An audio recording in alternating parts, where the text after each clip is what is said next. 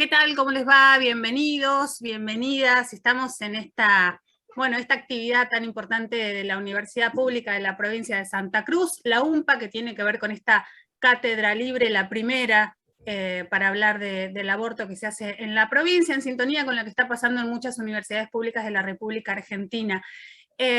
Pasó Dora Barrancos hace algunos días a hablar de las luchas feministas. Hoy vamos a estar hablando con la abogada Soledad Deza, que la vamos a estar presentando en un momento nada más, pero primero vamos a darle la palabra a la vicedecana de la UMPA-UARC, Karina Franciscovic, ¿no? Para que dé la bienvenida a esta jornada tan importante para las mujeres, ¿no? Hola, buenas tardes. La verdad que es un honor estar acompañando esta actividad. Además, es un honor ver cómo pasito a pasito la unidad académica da cuenta de un trabajo en conjunto, donde un grupo acá de docentes, veo claramente varias a mi izquierda, está Romina, está Carolina, está Alejandra, está Doriana, o sea, ahí que las voy visibilizando, también está Sara colaborando, está trabajando con todo este equipo, que me parece que es maravilloso poder ser parte de este momento, que a veces cada uno de los temas que se tratan seguramente nos interpela desde diferentes lugares, pero que creo que es necesario, que es urgente, porque lo necesitamos como grupo, seguir abordando y tratando cada una de las temáticas que a veces pueden generar, inclusive en uno mismo, contradicciones, pero que es necesario que se pueda trabajar y que la universidad sea un lugar donde se puedan abordar estos temas. Me parece que habla muy bien no solo de la unidad académica, sino todo el equipo de personas que vienen trabajando día a día. Veo a Sole, veo a Olarieta, veo a varias personas conocidas y la verdad que es un placer, me parece maravilloso. Veo a Andrea, que está más a la derecha, se me van sumando. Es un gusto acompañarlas. Es un desafío, realmente creo que es un desafío cuando uno empieza una actividad de esta naturaleza, no sabe cuál va a ser la repercusión, si se va a notar gente, qué implica, y hoy veo que hay personas de diferentes provincias, localidades que van diciendo de tal lugar, me parece que es un trabajo exquisito el que están desarrollando. Así que muchísimas gracias y que sea muy buena esta jornada como lo fue la anterior. Gracias, Karina, y ahora le vamos a dar el pase de la palabra a Ornella Guidi. Ella es abogada del Calafate, activista de una agrupación muy querida para las araucarias como es de Construcción Popular. Ornella, te escuchamos. Bueno, muchas gracias, Sara. Bueno, yo aprovecho la oportunidad para presentarme. Voy a ser la profesora junto con la licenciada Andrea Pack, que vamos a estar a cargo del módulo 2, donde vamos a abordar la legislación vigente respecto a los derechos sexuales, reproductivos y no reproductivos, y lo vamos a abordar en una mirada vinculada, que vincule conceptos jurídicos, conceptos filosóficos y conceptos sanitarios. Ustedes saben que la reciente sanción de la ley 26.610 ha sido una conquista arrancada al Estado por el movimiento de mujeres de la diversidad, y que esta conquista, si bien ha sido un hito importantísimo, no deja de ser un espacio de disputa, un espacio que aún permanece con muchos signos de pregunta, con muchas interpelaciones, sobre todo hacia el sistema de salud y hacia el Poder Judicial, que aún continúan brindando a las mujeres las respuestas históricas, las dos respuestas históricas, ¿no? Que son la mirada patriarcal y clasista. Estas miradas que nos llevan a espacios clandestinos y a espacios a los cuales no queremos regresar. No queremos una muerta más por abortos clandestinos, no queremos una persona gestante más que sea privada de sus derechos sexuales reproductivos, y por eso estamos acá. Santa Cruz no es la excepción de lo que está pasando a lo largo y a lo ancho del país. Si bien a lo mejor no tenemos una avanzada conservadora como se puede ver en el norte del país, que ya la compañera Soledad Deza nos va a dar cátedra sobre eso, pero sí tenemos dificultades en el acceso a las interrupciones legales del embarazo, tenemos derivaciones que son innecesarias, hay una sola profesional en la provincia dispuesta a garantizar las prácticas, y todo esto redunda en que los derechos conquistados se vean se vean minimizados, se vean reducidos a un papel, y no lo vamos a permitir, ¿no? Para eso estamos acá, para poder, desde los feminismos y desde la academia, tejer las alianzas necesarias para que tengamos la información verídica, real, con sustento académico, que permitan concretar estos argumentos que tan bien han sido defendidos en el Congreso acerca de la legitimidad y del proceso democrático que llevó a la construcción de esta legislación. No puedo dejar de mencionar a la campaña por el aborto legal, seguro y gratuito, a todas las organizaciones feministas a lo largo y lo ancho del país que se han puesto al hombro esta conquista. Y en lo personal, bueno, a mis compañeras araucarias y de Construcción Popular que me han acompañado siempre, y que estamos logrando concretar uno de los puntos de nuestra agenda feminista, esta agenda feminista que consensuamos en el último encuentro provincial, que estaba destinada a potenciar la dimensión pedagógica de los feminismos, ¿sí? Que los feminismos lleguen a la academia, que los feminismos se entretejan con los saberes académicos, para desmitificar, ¿no?, que estos roles que nos son asignados, como ustedes saben, ¿no?, la mirada que pesa sobre las feministas en muchos ámbitos, y que lejos de romper, venimos a construir, venimos a proponer nuevas alianzas y estrategias que nos permitan garantizar derechos. Bueno, yo no quiero robar más tiempo, espero no olvidarme de nada, agradezco a las autoridades de la UMPA esta gran oportunidad, y no robo más tiempo para que pueda nuestra invitada conversar sobre todos estos temas que vamos a abordar hoy: criminalización del cuerpo de las mujeres y las respuestas del Estado. Bueno, gracias. Gracias, Bueno, Ornella. hola, Recuerden que un comentario chiquito, recuerden que pueden dejar los mensajes bueno, en el chat para que los podamos, bueno, elegir, buscar y poder presentárselos a Soledad. Soledad, dame un segundo que te presento, ¿te parece? Sara, Sí. pues, discúlpame, podemos mencionar que declararon de interés. Es cierto. Por Contalo, favor. contalo. Bueno, el día después de iniciada la cátedra, el 25 de agosto, con Dora Barrancos, se celebró la declaración de interés, se declaró de interés social y educativa la cátedra de aborto, esta cátedra de la que formamos parte en la legislatura provincial. Así que bueno, nada, me parece que es importante mencionarlo porque habla justamente de que nuestros cuerpos de diputados están bueno, dando justamente el apoyo que necesitamos en el marco de que esta ley se tiene que cumplir, y como decía Ornella, cuesta todavía, hay resistencia, y de hecho un poco lo que sucedió en esa votación representa también esos dimes y diretes, y que todavía falta, me estoy enredando, perdón, pero porque, nada, me cuesta expresar justamente lo que duele, ¿no?, cuando nos acercamos al hospital, cuando nos acercamos a los centros de salud, que las mujeres nos quedamos peregrinando, y que los diputados todavía no se dan cuenta de eso, ¿no? Perdón. Bien, presentamos a Soledad. Ella es, por supuesto, una abogada feminista, magíster en Género y Políticas Públicas, profesora titular de Medicina Legal y de Ontología de la carrera de Medicina en la Universidad San Pablo, docente de la Cátedra de Sociología Jurídica de la Facultad de Derecho de la Universidad Nacional de Tucumán, miembro del Comité Académico del Observatorio Género y Diversidad de la Facultad de Derecho de la Universidad Nacional de Tucumán, coordinadora del área Litigio de Católicas por el Derecho a Decidir.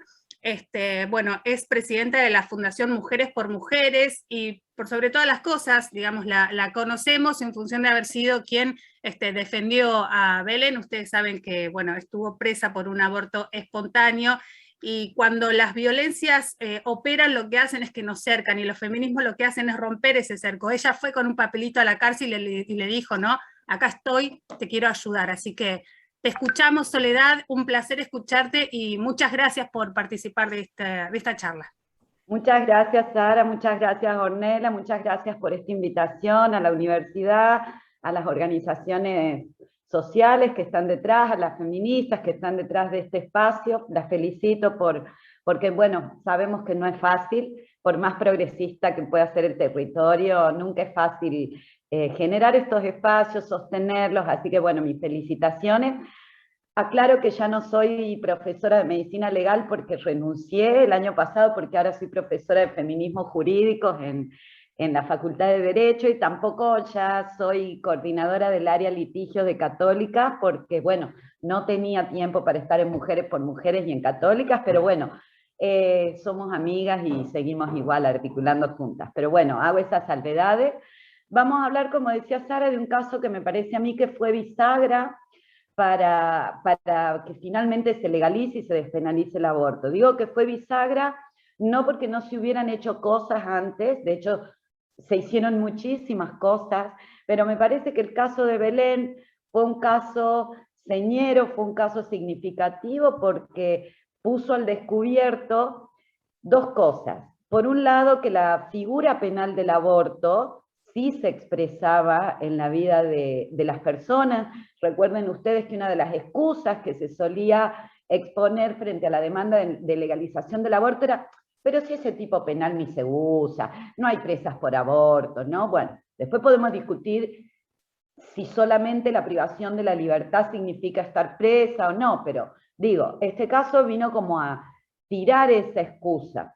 Y al mismo tiempo me parece que logró que amplifiquemos los consensos mucho más allá de los que ya teníamos, porque al haber tenido Belén un aborto espontáneo, me parece que eso nos permitió hablar de aborto con gente con la que usualmente no hubiéramos podido hablar del tema, ¿no?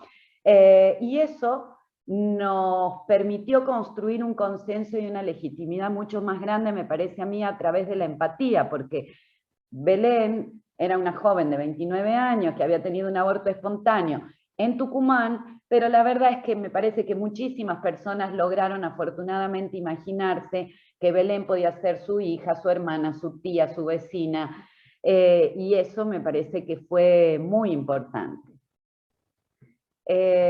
Si pudiera seguir, me encantaría, no sé si el power está. ¿Por qué hablamos de una defensa legal feminista? Por un lado, porque el derecho no es neutral. Yo sé que acá no hay mayoría de abogados y abogadas, pero me parece que parte de la democratización del derecho es que todos entendamos cómo funciona el derecho. El derecho que se presenta a sí mismo como algo objetivo, algo pulcro, algo neutral, no lo es tal. Si no, no hubiéramos tenido y no tendríamos subsistente un tipo penal de aborto que tiene un sesgo claramente de género y que supone la amenaza de cárcel para quien no hace cuadrar el plan de vida con el plan de vida que considera el Estado que es el mejor para nosotras, ¿no? Entonces, en ese sentido, hablamos de que el derecho no es neutral. ¿Para qué nos sirve saber que el derecho no es neutral? Porque el derecho es un argumento de autoridad, entonces. Entender que el derecho no es solo la ley, sino que es las prácticas sociales discursivas que se hacen a propósito de la ley, y que son las interpretaciones de la ley que se hacen en las sentencias, y que hay un tercer nivel del discurso jurídico que lo ocupamos todos, todas y todes quienes participamos de la sociedad, como operadores del derecho, que no necesariamente exigen ser abogados y abogadas, también nos hace sentir un protagonismo y una responsabilidad en qué se dice en términos de derecho, ¿no? Digo porque fácilmente uno identifica situaciones donde en una conversación coloquial dice no hay derecho, y sabemos lo que eso significa. Entonces, entender que el derecho no es neutral, que el derecho es una práctica social discursiva, me parece que nos hace un poco partícipes de los discursos jurídicos a todos, a todas y a todes, y al mismo tiempo nos hace un poco también responsables, ¿no? De la misma forma que no es neutral, no podemos ignorar que el proceso penal, o sea, el derecho penal es la parte más violenta, el derecho penal es la expropiación de la venganza por parte del Estado a la sociedad. El derecho penal es la herramienta más violenta que tiene el Estado para validar o invalidar algunos planes de vida. Pensemos que el proceso penal, que es el marco en el cual se realiza una investigación penal, en sí mismo opera como una pena. ¿Cómo opera como una pena en términos de estigma? ¿Por qué hago esta aclaración? Porque a veces pensamos en criminalización o en mujeres criminalizadas por aborto y solo razonamos de una forma liberal pensando en si están o no están privadas de libertad, si tienen o no tienen una condena. Pero pensemos en nuestras sociedades, mayor o menormente conservadoras, y vamos a ver que cualquier proceso penal en la vida de cualquier persona es un estigma, ¿no?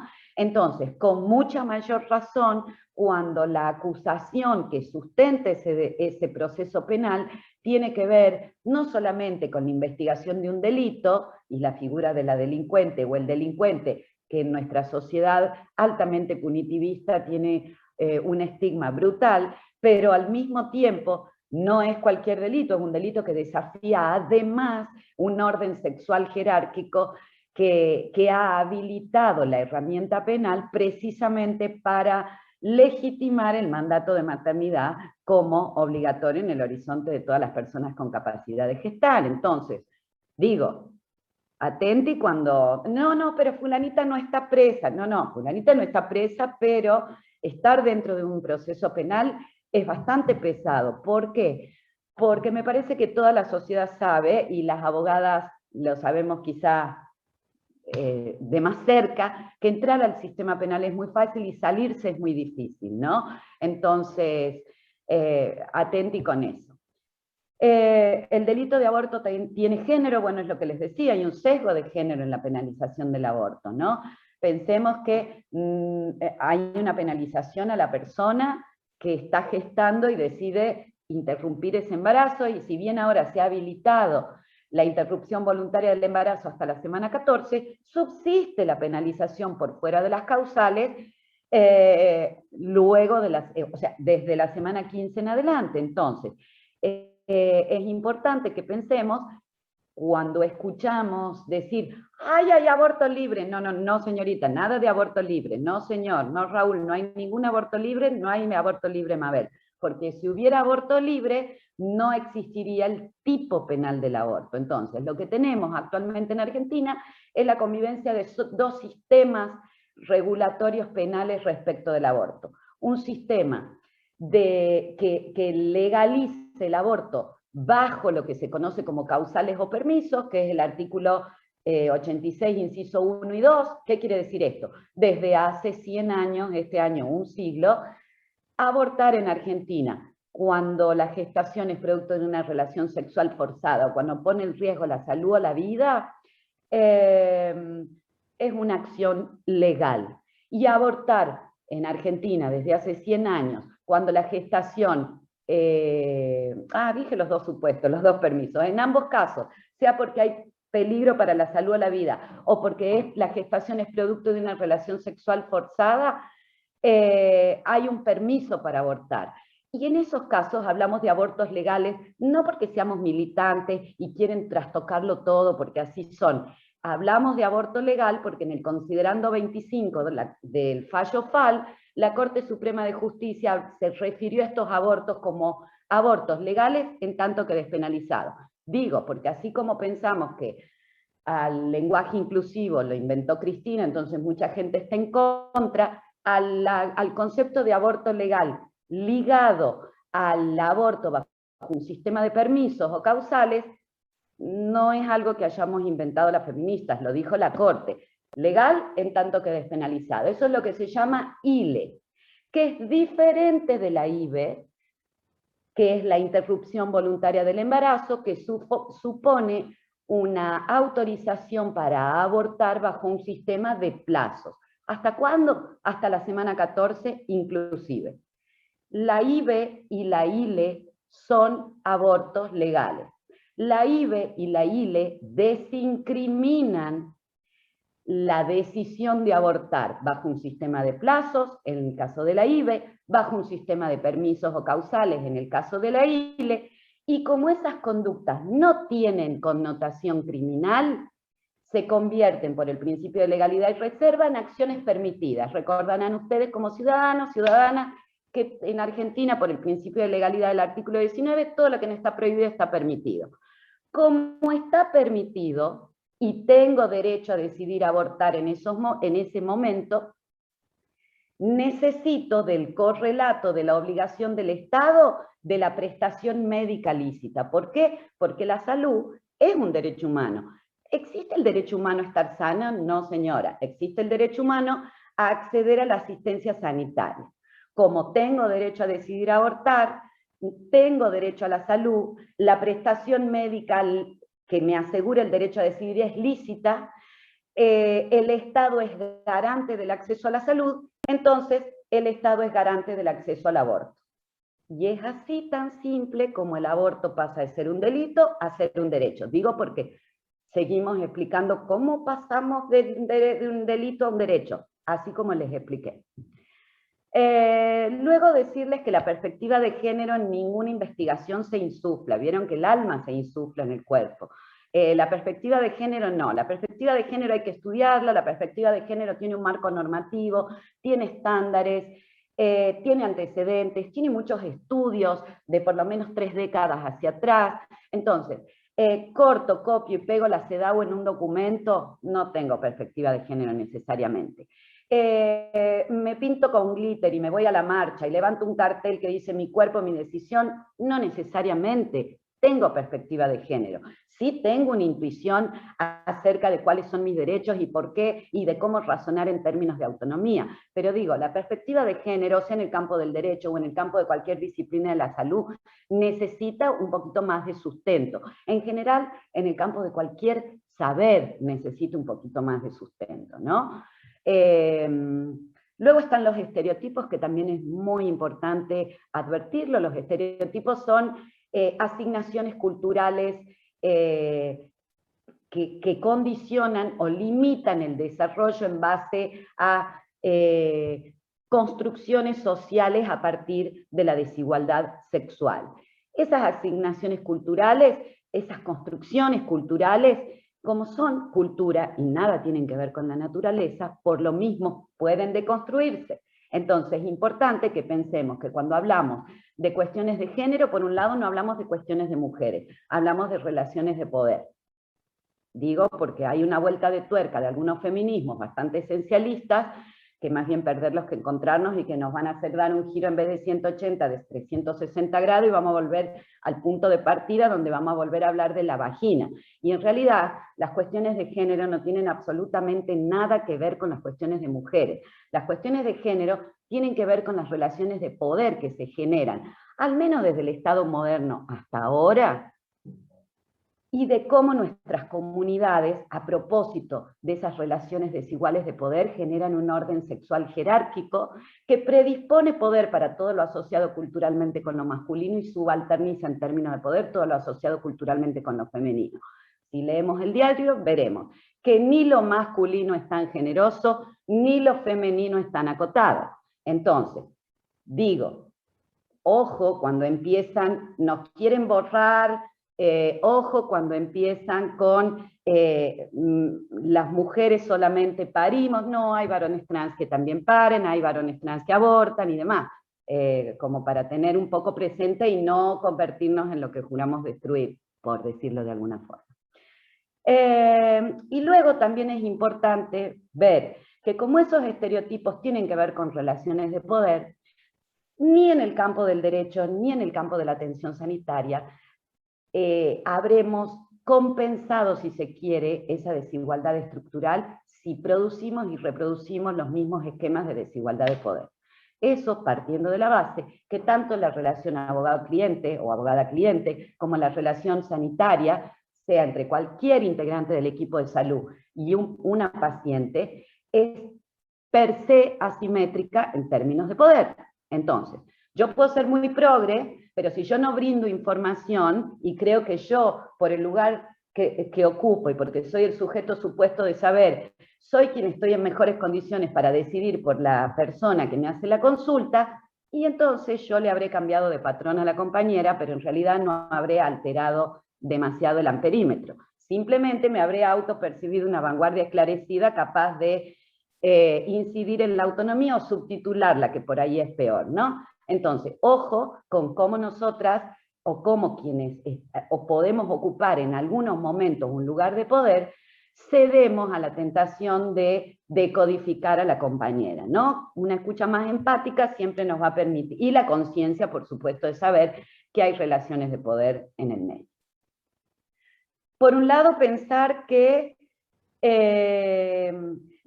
cuando hay una criminalización, siempre que hay una acusación de aborto, a ver, les quiero aclarar algo, ustedes podrán pensar, ay, ¿qué me importa este tema si ya con la legalización del aborto hablar de esto es al vicio? Esto no tiene, no. El 25 de julio de este año tuvimos que defender una criatura de 14 años que había tenido un aborto de una gestación avanzada en su casa. Su familia no sabía nada, por supuesto una casa con escasez de recursos simbólicos y materiales, su familia no estaba enterada, y esa criatura de 14 años terminó acusada de homicidio, pero el sumario policial que inicia la causa, inicia con el secretario de la Fiscalía diciendo, recibimos una llamada telefónica del centro asistencial donde nos informan que una niña de 14 años habría abortado. ¿Qué les quiero decir? Ojo con el discurso, porque pasamos del aborto al homicidio en un minuto. Y ojo con pensar que la ley o las leyes o el derecho tienen un efecto mágico que van a hacer que desaparezcan las resistencias que ha habido históricamente en torno al derecho a decidir. Y ojo con los actores conservadores que están detrás de este escenario, que no tienen empacho en convertir jurídicamente un evento obstétrico adverso, como puede ser un aborto, sea provocado o no, en un homicidio que tiene una pena mucho mayor. Y ojo con cómo esos actores conservadores operan para que la relación sanitaria se convierta en una escena del crimen. Porque en ese caso que les cuento de hace un par de semanas, quienes primero dan información es el personal de salud.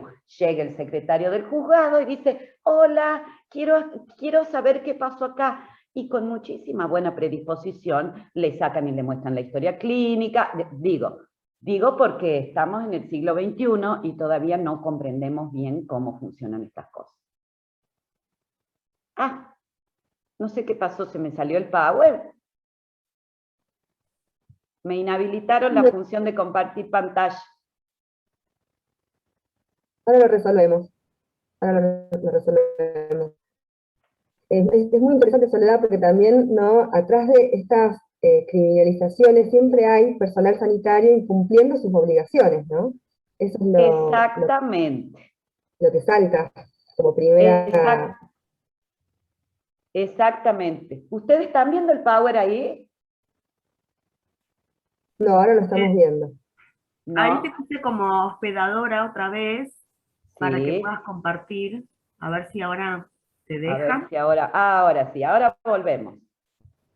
Ahora volvemos con grandes éxitos de ayer y de hoy. ¿Qué es lo otro que tenemos que pensar? Que el aborto en el escenario de una consulta de salud termina convirtiendo necesariamente a la paciente en una delincuente. O sea, del aborto podemos hablar en términos de una prestación médica lícita, podemos hablar como un evento obstétrico adverso, podemos hablar incluso como un aborto provocado. Ahora bien, cuando la privacidad y la intimidad que tienen derecho a gozar las pacientes en el marco de la atención sanitaria por el artículo 2, inciso C y D de la ley 26.529 de los derechos de los pacientes, y que por lo mismo, al tener las pacientes derecho, tienen los profesionales obligación de garantizar, cuando se quiebra esa confidencialidad y ese deber de guardar secreto, rápidamente se activa el funcionamiento de la maquinaria policial y judicial, y es donde termina una paciente convertida en delincuente. Y luego, lo otro que les quería decir es que para que haya una criminalización, esto volviendo un poco a lo que decía Ornella, ¿no? Nunca una mujer termina criminalizada por aborto si no es con la colaboración activa o pasiva del personal de salud. Y cuando digo personal de salud, me refiero al equipo de salud como lo refiere la bioética desde hace muchísimo tiempo y como lo refiere la ley 26485 cuando habla de violencias en la atención sanitaria. Se refiere al personal, todo el personal que participa en la atención de una consulta o de un servicio y quienes trabajan. Entonces, no es solamente la relación médico-paciente histórica, sino es una relación sanitaria ampliada. Luego, finalmente, invitar a pensar que para que una mujer sea criminalizada por aborto tiene que funcionar aceitadamente esa tríada, que es equipo de salud, policía y poder judicial. Equipo de salud porque son quienes los únicos y las únicas que están en condiciones de dar una noticia criminis, que se llama en derecho el aviso de un delito o la denuncia de un delito al sistema judicial. También porque son los únicos que pueden o tienen la potencialidad de violar la obligación de guardar secreto. Entonces, pitufos, pero no bolufos, porque ahí hay como un trastorno de la personalidad, donde muchos profesionales de la salud no saben muy bien qué lugar ocupan y si quieren colaborar con el poder punitivo y se autoperciben por ahí un poquito más como policías o como sacerdotes, o bien si quieren restablecer un estado de completo bienestar físico, psíquico y social, que es la función del personal de salud, ¿no? Porque recuerden ustedes que para juzgar moralmente estará Dios, los curas para quienes son creyentes, uno y la propia comunidad para quienes no lo son, y el Poder Judicial una vez que violaron el secreto. Ahora, para todo lo demás, para ninguna de esas acciones es que está el equipo médico. Acá me interesa que ustedes piensen en dos tipos de relaciones sanitarias, que son bien marcadas. Una relación sanitaria de corte sacerdotal o hipocrático y una relación sanitaria basada en derecho. Una relación sacerdotal o hipocrática, en términos de modelos de relación médico-paciente en la terminología como ya caduca y sanitaria actual, es una relación de corte biologicista, paternalista, perfeccionista, donde el eje está puesto en la beneficencia y no en la autonomía. ¿Qué quiere decir eso? Como el personal de salud es el que cuenta con los conocimientos, habilidades y destrezas del saber, está en condiciones de anular o ignorar la autonomía y tomar decisiones porque es el bienestar. Y ojo, y digo perfeccionista porque muchas veces en ese bienestar se cuela o permean mis propias cosmovisiones acerca de lo bueno, y es así como no es solamente yo en tu lugar haría tal o cual cosa, sino, por ejemplo, le sesgo la información sanitaria a una mujer que me hace una consulta porque lleva un embarazo en la semana 8, no le pregunto siquiera si es o no intencional, por lo mismo no le cuento que tiene dos alternativas terapéuticas, continuarla o interrumpirla, porque esos son los dos cursos de acción terapéutica y eso no me hace agente moral de un aborto, me hace responsable de brindar información, pero no de hacer un aborto, porque yo en esa consulta le tengo que decir, felicidades, ya le puedo ver la cara si felicidades o no felicidades, pero también le tengo que preguntar, decirle, mirá, vos tenés dos cursos de acción terapéutica, podés llevarlo adelante y acá tenés el ácido fólico, o podés interrumpirlo, aun cuando yo no lo fuera a hacer, yo no te lo voy a hacer, pero sabé que tenés esas dos alternativas. Una relación sanitaria, sacerdotal o hipocrática anula las alternativas terapéuticas, que también es una forma de afectar la autonomía, ¿no? Siempre, por supuesto, por el bien, porque yo sé lo que es mejor para vos, porque yo te tengo pensada así, por lo que fue. En contraposición de una relación basada en derechos, que es una relación donde la protagonista es la paciente, y por lo mismo no se basa no es un modelo basado en la beneficencia, sino es un modelo basado en la toma de decisiones libres e informadas. El respeto por la autonomía supone que va a circular información, no cualquier información, sino información, como ya decía la ley 26529, cierta, clara, veraz, acorde a las competencias de quien la recibe, basada en evidencia científica. Digo, porque decir, como me pasó a mí una vez que acompañaba a una paciente que estaba gestando un feto anencefálico, entonces pedí una interrupción de embarazo, y el médico le decía, mirá que te puede estallar el útero, ¿eh? Entonces, claro, él no sabía que era yo, entonces le digo yo, disculpe, ¿qué evidencia científica tiene esa afirmación? Chan, digo, no es cualquier información, no es cualquier verdura la que yo le tengo que tirar, porque ahí también hay un aprovechamiento del lugar de poder para profundizar una asimetría y para volver mucho más desaventajado el punto de partida, desde el cual esa paciente se para frente al Estado, al sistema sanitario o al efector de salud si es en la parte privada de obras sociales. La relación asimétrica en términos de poder es intrínseca a la relación sanitaria. Entonces, ojo con cómo me aprovecho yo, o si le doy información que diga, por ejemplo, bueno, no sé, pobre, ¿qué culpa tiene el bebé, no? Digo, no te quiero disuadir, pero ahí ya le contrabandeé, discurso. Le subjetivé la vida del feto, porque, a ver, ningún profesional de la salud va a aprobar nada vinculado a la ginecología, a la obstetricia, a la embriología, o a cualquier materia similar si le llama bebé a un feto, o si no hace distinciones del embrión en las distintas edades gestacionales. Entonces, la palabra bebé tiene una carga que está destinada no solamente a subjetivar y a crear una personalidad independiente de quien gesta, sino al mismo tiempo de crear una tensión. Y si a eso le sumo además la culpa, ¿me entendés? Qué pena, porque es el más indefenso, ¿no? A ver, él no pidió, digo, son formas, vos haces lo que quieras, ¿no? Porque de última, aunque sea pecado, o sea, por un lado se afecta el trato digno. Toda paciente tiene derecho a que se respete el trato digno y a recibir un trato que sea respetuoso de las propias creencias. Ahí me quiero meter en otro temita. Cuando hablamos de objeción de conciencia, rápidamente nuestra cabeza intuye cómo funcionan las creencias y la ética del personal de salud que no está dispuesto a garantizar ciertas prestaciones e invoca razones morales, éticas o religiosas. Pero en una operación igual de mecánica, nuestra mente suele pensar que la persona que decide abortar no tiene conciencia, no tiene espiritualidad, no tiene ética, no tiene moral.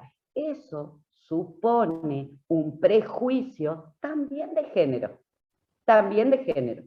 Entonces, ojo al parche, porque la persona que decide abortar es la única que como sujeto moral autónomo está en condiciones de tomar decisiones éticas acorde a sus propias cosmovisiones respecto de qué es lo mejor para sí en términos de procesos vitales. Y el lugar de poder que detenta el personal de salud no la autoriza ni le autoriza a proveerle un trato indigno o un trato irrespetuoso. Bueno, ¿qué pasa entonces cuando se hace una denuncia de aborto? Inmediatamente la relación se convierte en una escena del crimen. ¿Qué tenemos ahí? Tenemos que pensar, por un lado, que la relación sanitaria tiene un marco de derechos. Ya les hablé un poco de confidencialidad, de autonomía, de derecho a recibir un trato digno y respetuoso. Ojo, les quiero hacer una aclaración. ¿Por qué cuando yo hablo de aborto y derechos me remito a la ley 26.529? Porque los conservadores no están tan indignados con el artículo 5 de la ley 27.610, que es la que recoge estos derechos para aplicarlos a la consulta sanitaria de aborto, que me parece que es importante. A ver, ni a la confidencialidad y a la privacidad las ha inventado la ley 27.610, tienen un marco de derecho antiquísimo. El artículo 11 de la ley 17.132, que rige el ejercicio de la medicina, tiene la confidencialidad. El código de ética médica, tanto el de la Asociación Médica como el de la CONRA, también tiene la confidencialidad. La obligación de guardar secreto es tan importante que existe un tipo penal que se llama violación de secreto. O sea, digo, la intimidad, que es la proyección de la protección de la obligación de guardar secreto, pero a la documentación clínica tampoco lo inventa la ley 26.520, la ley de aborto, o la 27.610, ya estaba en la ley de los derechos del paciente, y antes de todo estaba en la ley de protección de datos sensibles, o sea, nada nuevo.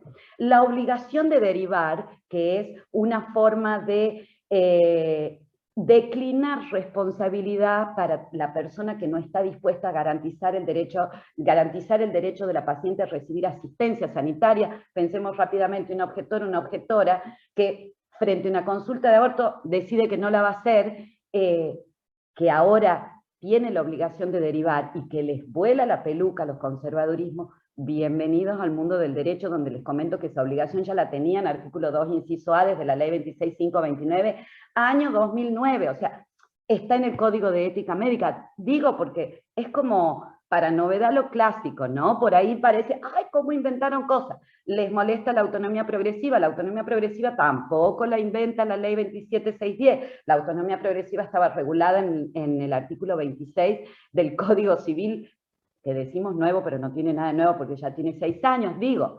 ¿Qué es lo que me parece que subyace a todas estas notificaciones como, y sorpresas, ¡ay, nos estafaron! Me parece que lo que hay es un gran desconocimiento de cuáles son los estándares de la atención sanitaria, porque me parece que históricamente hemos razonado la relación sanitaria como un espacio de poder donde había pocos derechos y pocas obligaciones, y en todo caso una gran cuota de asistencialismo.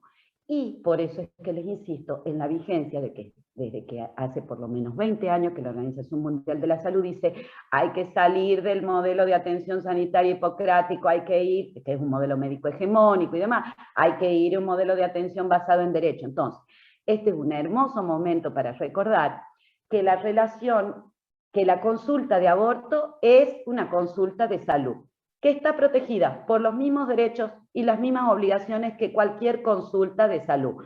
Hola, me duele el oído. Puede ser una otitis, puede ser una angina, o puede ser, no sé, que te bañaste y no te secaste bien, lo que fuera. De la misma forma en la que el personal de salud no pediría una autorización para realizar un estudio, o no denunciaría esa situación en la justicia penal, de la misma forma tampoco tiene que denunciar un aborto. Y de la misma forma que no pediría autorización judicial para hacer un tratamiento farmacológico que combata la otitis en el oído medio o no, sea la otitis crónica o no, necesite antibióticos o no, bueno, de la misma forma no tengo por qué ir a pedir autorización ni al defensor, ni a la fiscalía, ni al juez de menores, ni al juez de familia y sucesión. Lo que les quiero decir, así como lo que pasa en Las Vegas se queda en Las Vegas, lo que pasa en la salud se queda en la salud. Y no lo digo yo tampoco, ya lo dijo la Corte en el caso de Albarracini, cuando un paciente testigo de Jehová llegó con sus directivas anticipadas pidiendo no transfusiones, y quiso su papá revertir esa decisión de última voluntad, y la Corte le dijo, mirá, autonomía es autonomía, entonces no me traigas problemas a mí de la salud, porque yo no tengo competencias para... chao. Lo mismo pasó en el caso de Marcelo Díez con la muerte digna, que está regulada en la ley 26.742. La Corte dijo, miren muchachos, no me traigan a mí problemitas así. Para quienes no saben, Marcelo Díez tuvo un accidente cuando tenía 20 años y quedó en un estado vegetativo persistente. Cuando murieron sus padres, al cabo de unos 10 años, sus hermanas, o 15, sus hermanas la quisieron desconectar, quisieron sacarle el soporte vital. Y por supuesto, el cura comedido del lugar dijo, momento, yo lo voy a cuidar. Y se opuso a que le retiren el soporte vital. Es así que se llega a la Corte y la Corte dice, bueno, momento, no me traigan cosas de la salud. Les doy estos ejemplos para decirles, ojo, y de la misma forma que la Corte en el fallo FAL dijo, no se judicializan consultas de aborto. Y cuando hablamos de judicialización, no necesariamente hablamos de denuncia. Cuando hablamos de judicialización, hablamos también del profesional que no comprende bien, entonces necesita una autorización. ¿Desde cuándo se pediría una autorización para hacer una apendicectomía? No se pediría, entonces. Por lo mismo, tampoco se pide una autorización para una interrupción legal del embarazo. Al ser la consulta de aborto una consulta de salud, igual que muchísimas otras, o igual que el resto, están atravesadas por la confidencialidad, por la autonomía, el trato digno. ¿Qué les quería decir? La ley de violencia, que la conocemos al dedillo cuando hablamos de femicidio, violencia doméstica y demás, pero la ley de violencia, en el artículo 6, inciso D y E, contempla dos violencias específicas en la salud: la violencia contra la libertad reproductiva y la violencia obstétrica. Respecto a la violencia obstétrica, habla de embarazo, parto, puerperio y aborto. Y ustedes me dirán, ah, no, es la del parto humanizado. No, señora ni señor. Vaya y lea el decreto 1011/10 y se va a dar cuenta que cuando se reglamenta la violencia obstétrica, se incorpora el trato deshumanizado en la atención de abortos, sean naturales o provocados, legales o no. Así dice la ley. ¿Qué quiere decir esto? Que si en el imaginario sanitario se asocia en la ginecología y obstetricia exclusivamente al embarazo, parto y puerperio, es un problema de las currículas que ello continúe pasando. Pero la ley no interpreta que ginecólogos, ginecólogas o profesionales del arte de curar vinculados a la ginecología y obstetricia exclusivamente vayan a ver yo estudié para traer vida, que es lo que uno primero escucha, ¿no? Ese es un problema, quizás te llevaste alguna bolilla poncho. Lo que tenemos que saber es que violencia obstétrica también incluye el trato deshumanizado en aborto, embarazo, parto, puerperio y aborto, sean legales o ilegales, naturales o provocados.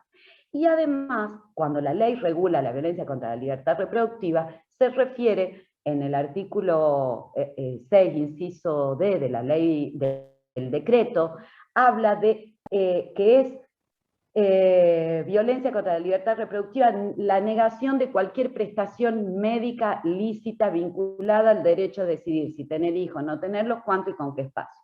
Al ser la ILE y la IBE una prestación médica lícita vinculada al derecho a decidir si tener hijos, no tenerlos, cuánto y con qué espacio, entonces, bueno, usted, además de objetor de conciencia, o burro o burra, si no está dispuesto a garantizar esa prestación, además va a ser agente de violencia de género, que tiene la particularidad que si alguna de esas modalidades de violencia se dan además en el ámbito público de la atención sanitaria, va a haber también violencia institucional. Artículo 5, inciso B de la ley 26.485. También es muy importante el tema de la documentación clínica. Solemos pensar que haciendo una serie bien organizada y un cronograma bien polenta de marchas, vamos a sacar adelante cualquier cuestión que involucre criminalización del aborto. Y bueno, la verdad que lamentablemente no es así. Podemos hacer un montón de marchas, la movilización legal es muy importante, pero la movilización legal no es lo único. La movilización legal y la comunicación tienen que ir detrás de una estrategia jurídica. ¿Por qué les digo esto? Porque a la hora de revertir una condena, a la hora de cuestionar una imputación de un hecho, a la hora de pedir un archivo, a la hora de invocar o pedir un sobreseimiento, a la hora de recurrir una elevación a juicio oral, ¿yo qué necesito? Necesito argumentos jurídicos. Y necesito no solamente argumentos jurídicos presentados en tiempo y en forma, sino necesito también saber un poco de derecho penal, un poco de derecho civil, un poco de constitucional, tener perspectiva de género y además saber medicina legal. Una defensa no es una defensa clásica, la defensa penal, digamos, la defensa en un caso de criminalización de aborto, sea que se esté criminalizando a una mujer o sea que se esté criminalizando al personal de salud. No es una defensa clásica. Y si bien la movilización legal es muy importante, la movilización legal se le dice a la movilización social que acompaña a las demandas legales, en este caso sería una demanda de justicia, por ejemplo, de género, como lo fue Libertad para Belén y luego fue Absolución para Belén, tiene que estar atenta y tiene que ir detrás de la estrategia. Porque puede potenciarla, profundizarla, amplificarla, pero nunca la va a reemplazar. Entonces, para eso tiene que haber una sinergia entre la movilización legal y la defensa técnica. Una sinergia que haga que la movilización social pueda reproducir y pueda llevar a los lugares donde no llega el discurso elitista del derecho la demanda de justicia. Por eso tiene que haber comunicación entre activistas y la defensa técnica, y no cualquier comunicación, tiene que ser una comunicación feminista. Pero les hago esta aclaración porque en el marco de esto también es muy importante la documentación clínica. Rápidamente, nuestra intuición es, qué injusto el patriarcado, sí, pero qué injusto el patriarcado no nos va a hacer revertir nada si no cuestionamos la historia clínica, si no sabemos qué es un registro clínico y qué no lo es, si no sabemos a quién le pertenece la historia clínica, si no sabemos que los requisitos de la historia clínica están enumerados en la ley 26529 y lo que no está en la historia clínica no está. Entonces, si está la historia clínica por un lado, el protocolo quirúrgico por el otro y el consentimiento informado, pues no me sirve esa historia clínica. Si no conozco que la historia clínica es inviolable, entonces voy a entregarle al juez la historia clínica solo porque es juez o fiscal y no voy a comprender que la titularidad de la historia clínica hace que la historia, ese es el correlato del secreto profesional y que el secreto profesional se extingue ni siquiera con la muerte del paciente, sino con la muerte del profesional. Entonces digo, no es soplar y hacer botellas, no es se va a caer y abajo el patriarcado. Hay que hacer una demanda, hay que hacer una defensa bien sólida. Y en eso el personal de salud es protagonista. Por eso siempre les digo que hay muchas resistencias para hacer una historia clínica, ¿no? Incluso profesionales amigables que dicen, no, yo sabes que no la registro porque no la quiero revictimizar a la mujer. No, yo quiero... Y es al revés. O porque no quiero tener problemas. No la revictimizo a la mujer porque, a ver, si yo no registro en la historia clínica, yo estoy clandestinizando una prestación médica que es lícita, entonces le estoy estigmatizando yo. Entonces, no nos pasemos de lista y dividamos hasta dónde quiero cuidarme yo y hasta dónde quiero hacerle un bien. Si, como yo tampoco soy Superman como personal de salud y no sé si mañana me va a dar COVID, yo no puedo iniciar una atención sanitaria sin registrarla, porque el día de mañana, ¿quién la va a controlar? ¿Cómo va a contar la mora de los 10 días para la IVE si no tiene una historia clínica abierta? Digo, no nos pasemos de buenas porque a veces esa bondad es en contra. Y al mismo tiempo, ¿por qué vamos a contribuir nosotras las feministas al subregistro? ¿Por qué? ¿Por qué haríamos eso? No nos conviene, como sea no nos conviene. Y además, eso en términos de convicción, en términos de conveniencia, una buena historia clínica es la única defensa que van a tener. Cuando no hay historia clínica, les comento, todo se interpreta en contra del personal de salud, porque así lo dice la jurisprudencia.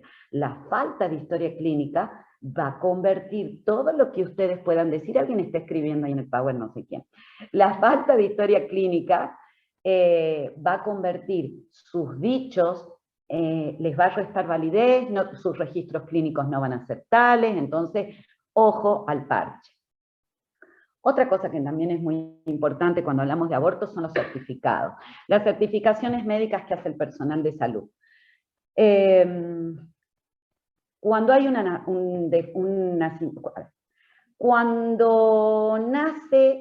cuando hay un nacimiento con vida, tiene que haber dos certificados. Uno de defunción, y uno de nacimiento y otro de defunción. Cuando hay un aborto, hay un solo certificado que es el de defunción fetal. Eso sale de la ley 2643.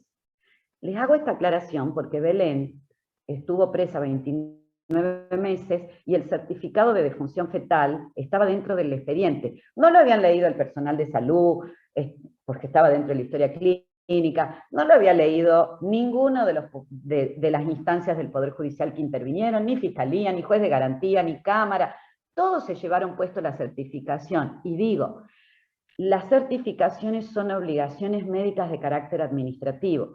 hay un error cuando se forma personal de salud, porque creen que están solo para suturar, para hacer limpieza de campo, para curar. Bueno, los actos médicos de naturaleza administrativa también son responsabilidad del personal de salud. Entonces, si no hay un nacimiento con vida, yo tengo que saber que tengo que hacer un certificado de defunción fetal, no porque tenga a mano el total, le meto nacimiento y después defunción es lo mismo, no, no es lo mismo. Cuando hay un aborto hay una defunción fetal, y por el artículo 40 de la ley 26413 hay que hacer un certificado de defunción fetal. Eso tiene que saberse leer dentro de un expediente, de la misma forma que la historia clínica. No me voy a detener. Esto sí les quiero contar. Voy a saltearlo del tipo penal, voy a ver qué hora es, me quedan 2 minutitos. Sí les quiero decir que en el caso de Belén, se utilizó, Belén estuvo presa porque todo el personal de salud que la atendía a declarar en su contra. Acerca de eso también hay mucha desinformación. Entonces, como los códigos procesales de las provincias tienen la obligación de denunciar de médicos, parteras y demás, se suele crear una falsa tensión entre la obligación de guardar secreto, que sale de las obligaciones de la lex artis, digamos, y la obligación de denunciar que está en los códigos de procedimiento. Otra vez yo, sin novedades.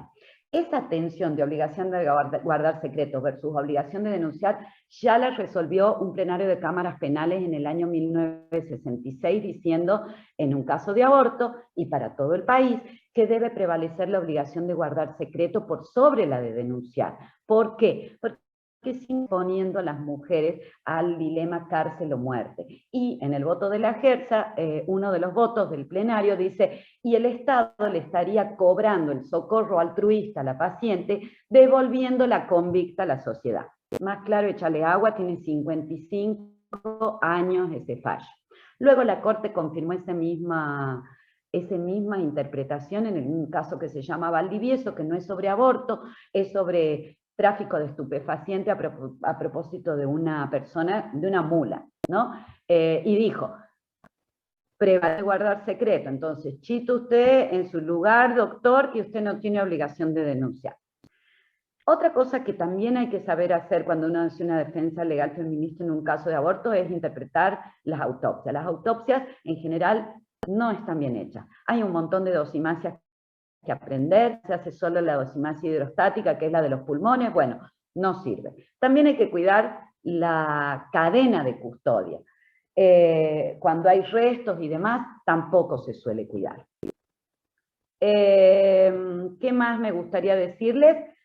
Y con esto voy a terminar a hacer las 1:15, justo me suena la alarma. Lo que le pasó a Belén tampoco era nuevo, ¿no? En el año 2012, a mí me tocó acompañar en enero del año 2012 a una joven, María Magdalena, tenía 27 años en ese momento, 25 años en ese momento, y tenía 3 hijitos ya. Ella cayó a la maternidad con un aborto en curso, sus médicas la atendieron y sospecharon que se había provocado ese aborto. Ella fue con su mamá y su marido, y dejó sus hijitos con una de sus cuñadas. Una de las médicas, les cuento, vive en el Calafate.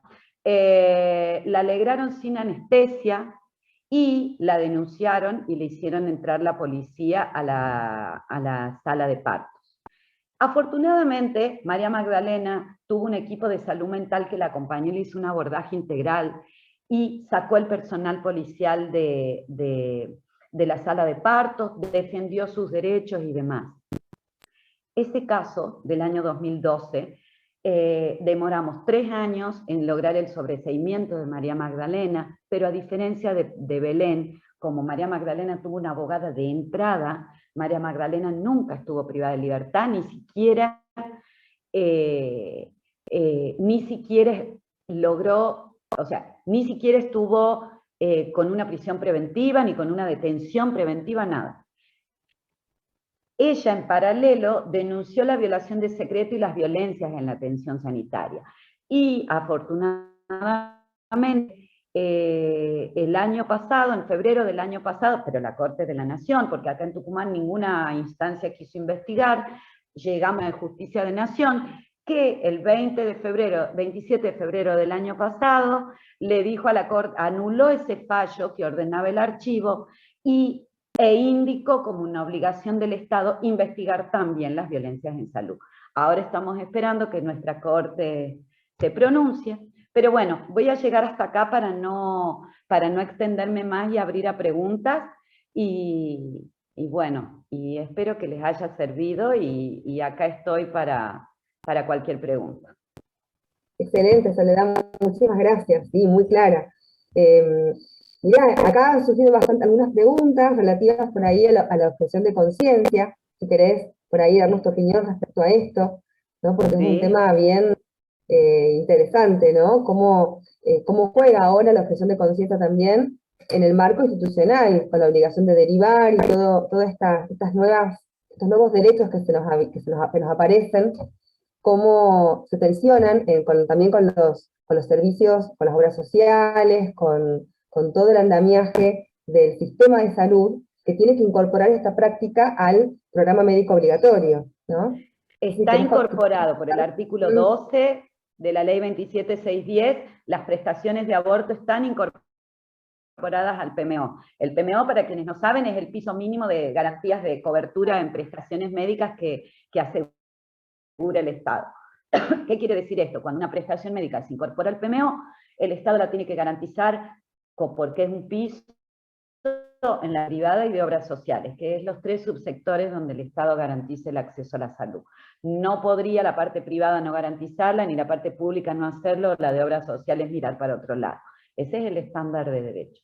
Respecto de la objeción de conciencia, me parece a mí que hay que tener presentes varias cositas. Por un lado, que está regulada en el artículo 10 de la 27610, la objeción de conciencia es personal, la objeción de conciencia está reconocida para el personal que va a actuar de forma directa en la prestación, que va a garantizar directamente la prestación. ¿Qué quiere decir esto? No puede objetar el camillero, no puede objetar la recepcionista, no puede objetar el farmacéutico, sino solo quien va a hacer la práctica, eso también sale del artículo 10, tiene que hacer una derivación en legal forma, la ley dice tempestiva.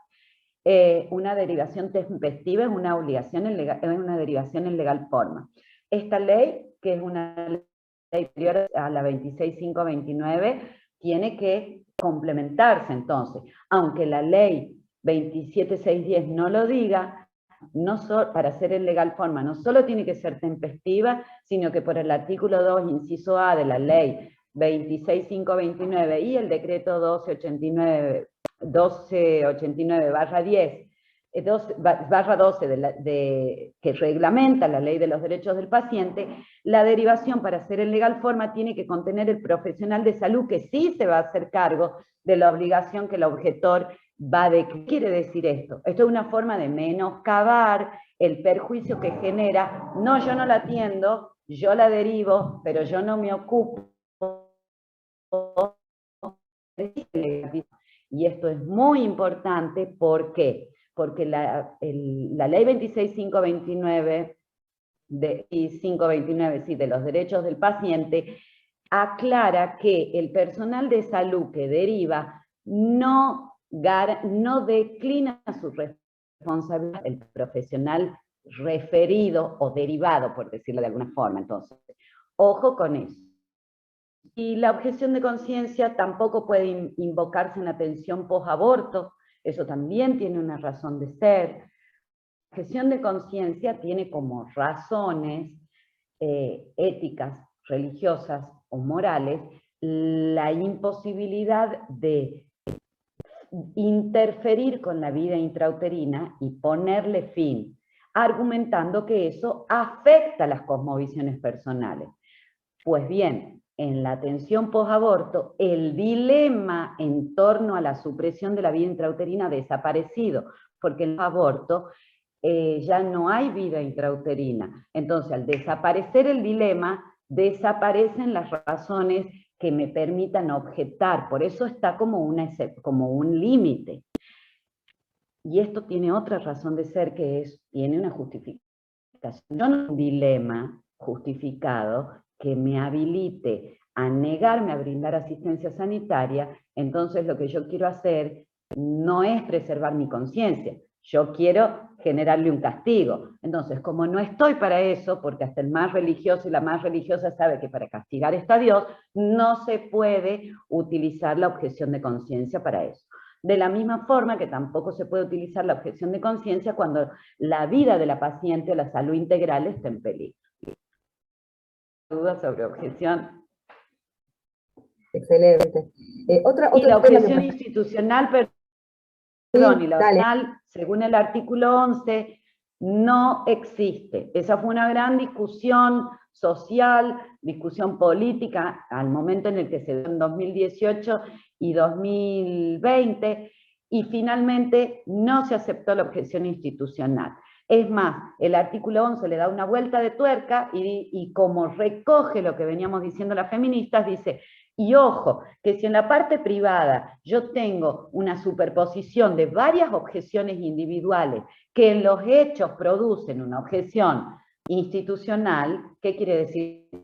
El artículo lo dice así, si una institución tiene todo el personal objetor, va a derivar a otra institución de similares características a su costa. ¿Qué quiere decir? Va a pagar esa derivación y no es que lo va a derivar del privado al público o del privado top 10 al privado más bajo.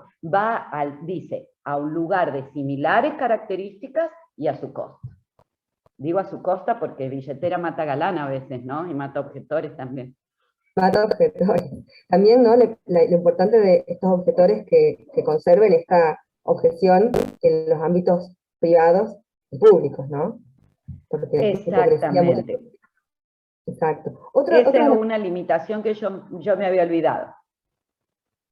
Otra de las cuestiones que aparecen también como dudas, ¿no? Es el tema de la declaración jurada cuando la causal es violación o una relación sexual forzada. Esta declaración jurada muchas veces es utilizada como una forma de impedir el acceso al derecho. ¿Cómo ves vos? Sabemos que en el protocolo está incluido un formulario tipo, pero bueno, ¿qué tenés vos para aportarnos en torno a esto, a las cuestiones que aparecen con el requisito permanente, ¿no? De judicializar o denunciar? La verdad que yo estoy podrida de los protocolos, ¿qué quieren que les diga? Estoy harta de los protocolos, me parece que son la gran trampa liberal los protocolos. Por un lado, en términos legales, un protocolo es una estandarización de buenas prácticas clínicas. No es nada, eso no lo digo yo, eso sale de la resolución 1606/06 del Ministerio de Salud de Nación. Así como hay protocolos, hay guías médicas, hay algoritmos. Son consensos de expertos acerca de qué es lo bueno, cuál es la mejor forma en la que el sistema de salud responde frente a situaciones iguales como una manera de reducir el riesgo de incrementar los gastos.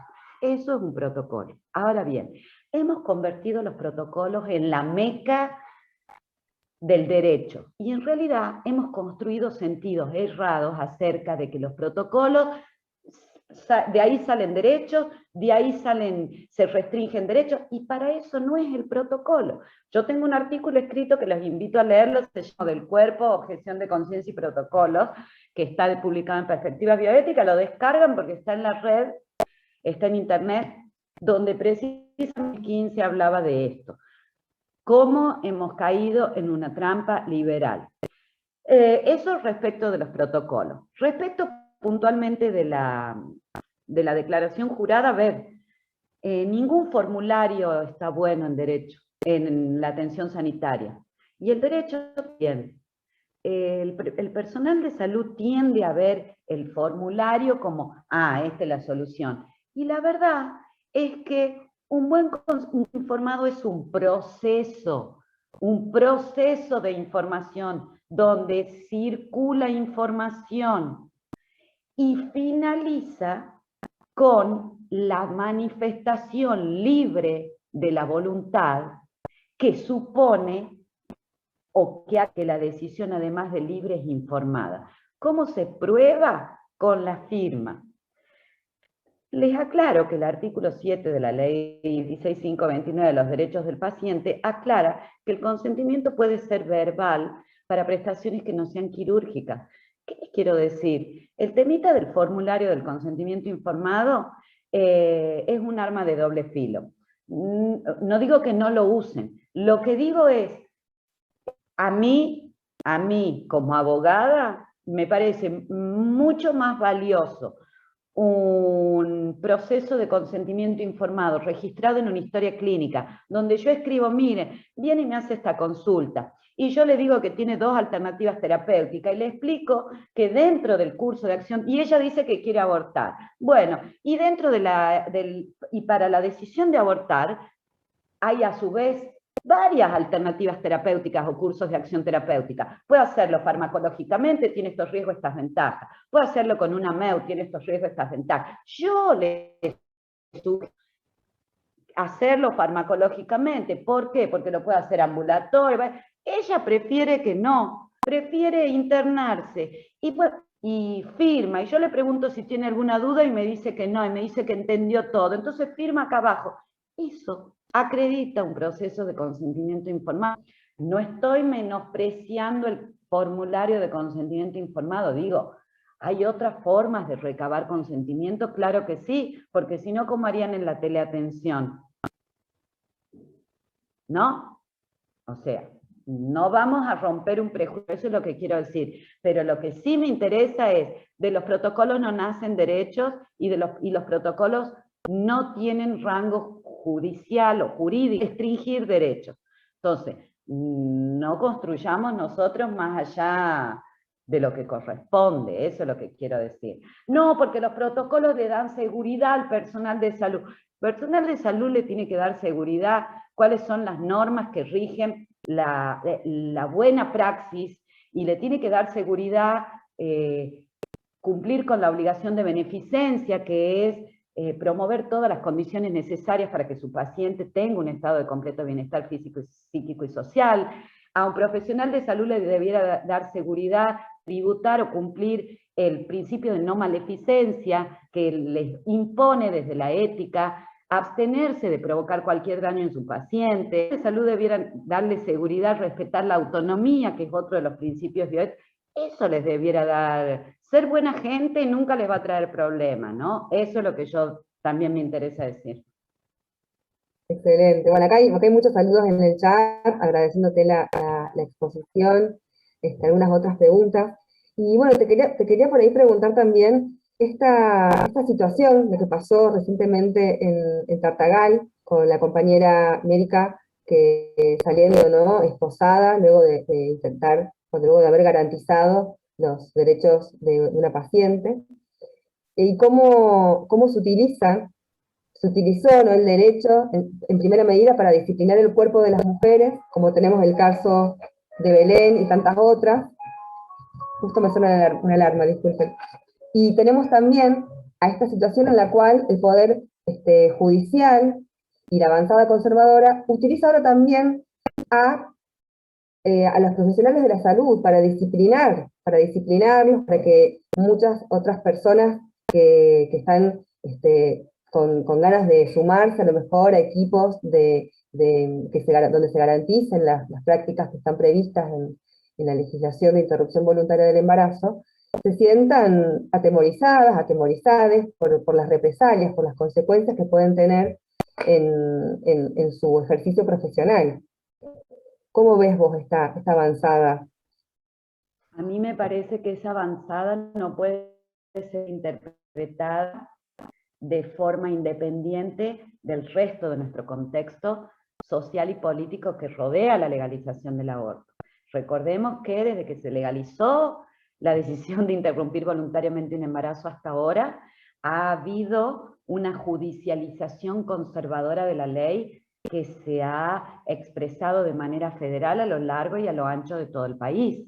Si bien de esas 35 demandas, 21 ya han sido rechazadas al día de hoy, me parece que no es casual que en Salta, en la misma semana en la que sale el tema de Tartagal, la Cámara Federal de Salta revierte el fallo de primera instancia que rechazaba la acción que buscaba declarar la inconstitucionalidad de la ley, que fue presentada nada más y nada menos que por la senadora mandato cumplido Cristina Fiore Viñuales, una de las espadachinas de antiderechos de la ley. Entonces, no nos olvidemos, por un lado, que el derecho a abortar es uno de los bastiones más importantes que le hemos arrancado al patriarcado, porque supone la fecha de vencimiento de un mandato de maternidad obligatoria, es la fecha de caducidad del veto estatal a la autonomía, o sea, es fuerte.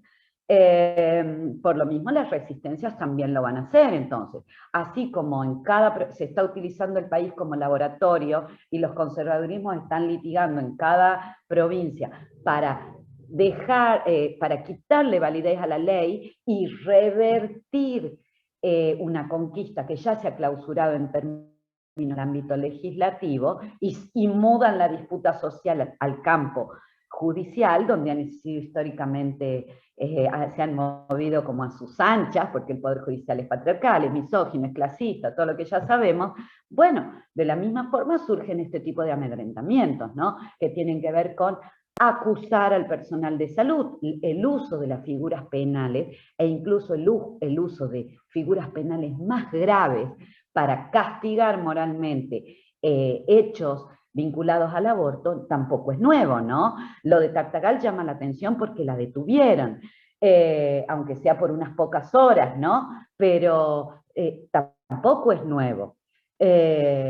A mí me ha tocado acá defender a todo el servicio de salud mental de la maternidad cuando fueron acusados de incumplimiento de deberes de funcionario, luego de garantizarle la interrupción legal del embarazo a una niñita de 11 años embarazada biológico. Esa denuncia penal en su momento la hizo el entonces apoderado del PRO. Esa causa duró 2 años.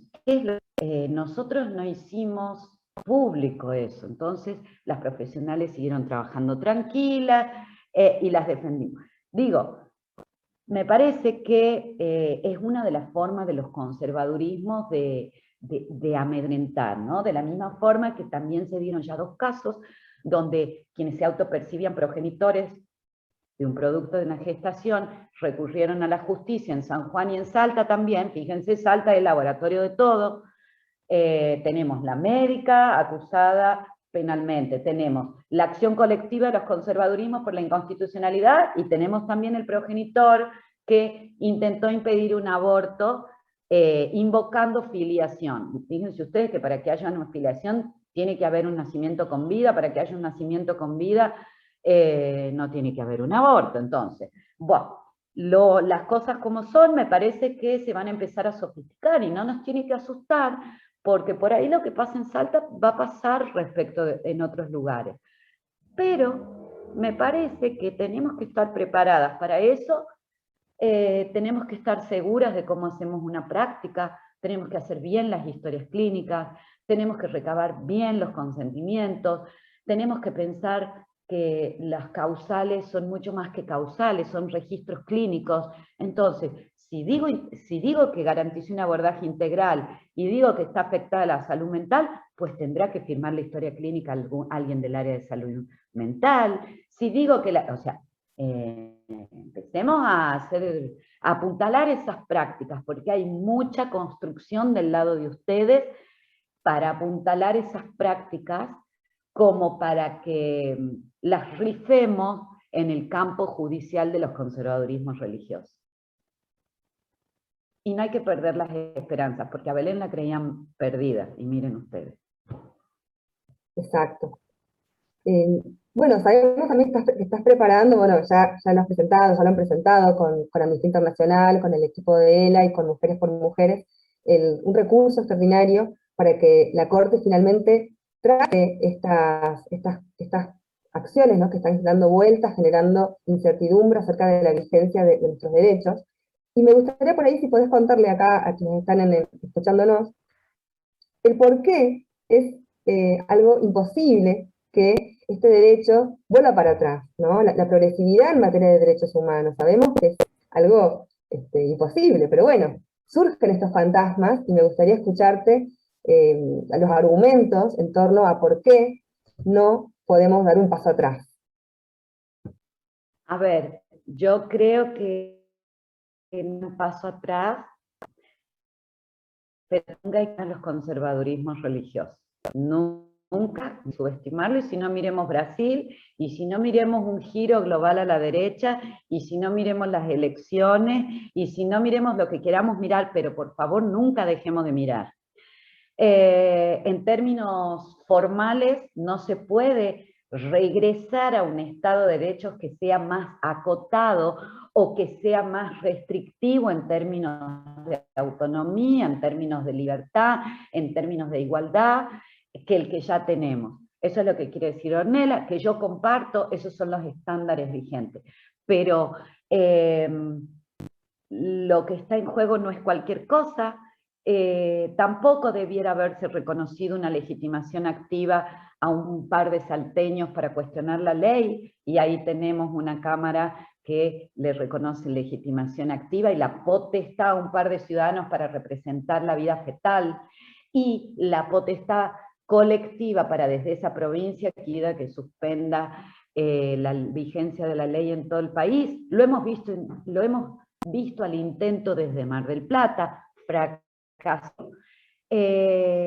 Cuando nosotros entendamos lo que Ornella, o no lo entendamos, cuando nos sintamos como muy cómodas con nuestro status quo, recordemos siempre lo que decía Ornella al principio, ¿no? Nuestros cuerpos siguen siendo territorios de disputa, ya sigue siendo considerada lamentablemente por muchos sectores como un servicio público, y por eso hay tantos problemas para me parece que si nosotros entendemos, o nosotros tenemos siempre presente, que lo que está en pugna no es solamente el derecho a decidir, sino algo mucho más macro, que es un orden sexual jerárquico que desafía por un lado, o que cobija a través del uso del derecho penal y a través de instituciones como la penalización del aborto, la heteronorma como regla social, el mandato de maternidad obligatoria, retirar la posibilidad o el imaginario, el control de la natalidad, promover un lugar de subalternidad a través del control de la biología. A ver, muchos vienen diciendo desde hace décadas que quien controla la vida fetal controla la vida de la mujer, o sea,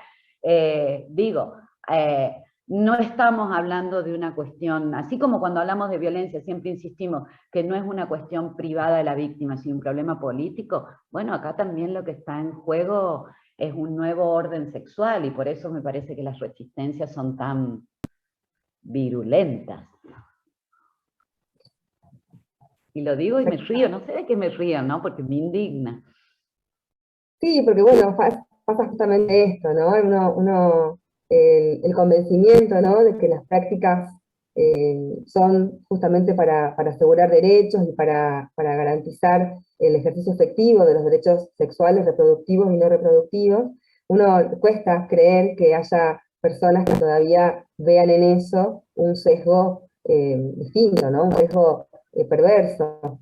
Entonces, bueno, por ahí... Creo que ahí está la dosis autoritaria, ¿no? Nosotros nos hemos ocupado mucho en el amicus que hemos presentado en hacer hincapié en que es una posición autoritaria. No cuestionamos las posiciones religiosas ni espirituales porque me parece que no corresponde. El problema es cuando no se advierte que la falta de laicidad lo que hace es contrabandear la imposición de planes de vida desde unos pocos hacia toda la ciudadanía, y ahí me parece que está el autoritarismo, ¿no? Tal cual. Soledad, y vos fuiste parte del Poder Judicial, tuviste oportunidad de ser parte del Poder Judicial.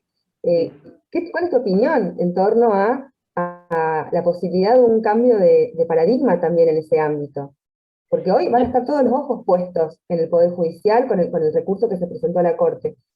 ¿Qué expectativas? Y sí, y a ver, ¿qué esperanzas tengo yo? Tengo dos esperanzas. Por un lado, que el mismo tribunal que falló, para mi modo de ver, de forma desajustada de derecho, y no solamente desajustada de derecho, sino de forma complaciente a los conservadurismos, habilite una instancia de revisión superior, porque me parece que eso es lo que corresponde, decir, bueno, te acompaño hasta acá, pero tampoco me caigo al precipicio, y porque es lo que corresponde, o sea, te hago mi militancia como juez hasta acá, pero bueno, te habilito una instancia de la Corte, y también deseo que la Corte no nos clave un 280, que es la forma, para quienes no saben, la forma en la que la Corte decide que hay cuestiones en las que no debe meterse porque son cuestiones políticas, ¿no? Eso también es mi deseo, ¿no? Y a nivel más macro, a mí me gustaría una justicia que falle más de cara a la gente, que falle de cara a las mujeres. Me parece a mí que hay una justicia que es sumamente elitista, y cuando digo una justicia no solamente me refiero a magistrados y magistradas, sino me refiero también a la colaboración de los colegios profesionales de abogados y abogadas, que son actores estratégicos. Me refiero a abogados y abogadas del foro que se prestan para convalidar ciertas prácticas que son nocivas, ¿no? Y que favorecen justicia encriptada, una justicia que le da la espalda a los conflictos, pero sobre todo una justicia que no tiene la más pálida idea del efecto que genera en la vida de las personas, ¿no? Yo quisiera una justicia con un poco más de ética, quisiera menos punitivismo. Me preocupa mucho cuando los feminismos empezamos a reclamar incrementos de penas y cadenas perpetuas. Me parece que ahí caemos en otra trampa, qué sé yo. Me parece que es un tiempo de repensar mucho las instituciones, y sin duda la justicia, una justicia más rápida, una justicia donde, como pasó con el fallo de Neuquén, donde revisar una condena no llegue, la revisión de la condena no llegue 15 años después, o sea, qué sé yo, algo más cercano a la gente, ¿no? Basta de boato, basta de elitismo, si en definitiva son servidores públicos, están para solucionar conflictos, ¿no? Exactamente, exactamente. Bueno, no sé si por acá hay alguna otra pregunta, dando vueltas. Si alguien más tiene alguna otra duda. Acá en Santa Cruz, te cuento Soledad, seguimos también con nuestras dificultades, no tan enquistadas como lo que está pasando en el norte, tal vez, pero sí con dificultades en el acceso. Pero bueno, vamos a tener la esperanza de que se logren articular y de que podamos realmente ejercer nuestros derechos en libertad, nuestro derecho a decidir sobre la autonomía, sobre nuestros propios cuerpos, en total libertad, y acompañadas por un sistema de salud que garantice nuestros derechos y que esté feliz de poder hacerlos efectivos. Bueno, compañeras, no sé si alguien más tiene alguna duda, algún otro comentario que quieran hacer. Creo que hemos abordado un repaso por la mayoría de los temas más complejos de esta nueva legislación, que también se ensambla con otras, ¿no? Tenemos la ley Micaela también, que hablando del Poder Judicial y del sistema sanitario, son deudas muy grandes, que aún persisten y que una vez que se puedan garantizar, seguramente van a producir un cambio de mirada que nos va a acercar a lo que soñamos, ¿no? A que esto sea realmente efectivo. Bueno, muchas gracias entonces. Si no hay más preguntas, si acá no hay ninguna otra inquietud por acá, a ver. Todos acá están agradeciendo en el chat tu exposición. Muchísimas gracias a ustedes, para mí ha sido un placer. Cualquier cosa, tenemos en la página de Mujeres por Mujeres, la Fundación, tienen un montón de material para quienes quieran profundizar sobre aborto, sobre derechos sexuales y reproductivos, sobre violencia, o sea que pueden dirigirse ahí también. Y acá estoy para lo que haga falta, y Ornella sabe que lo que necesite yo estoy. Muchísimas gracias. Bueno, entonces acá me parece que podríamos abrir todos nuestros micrófonos, todos, y saludarnos, ¿no? Para despedirnos, ¿qué les parece? Buenísimo, muchísimas gracias, Soledad. Un cariño grande a todas, a todos y a todos quienes estuvieron en la sala. Y también a quienes siguieron esta conferencia por YouTube. Muchísimas gracias por acompañarnos. Nos vemos en la próxima, el miércoles próximo. Ayulitos. Gracias. Muchas gracias. Gracias.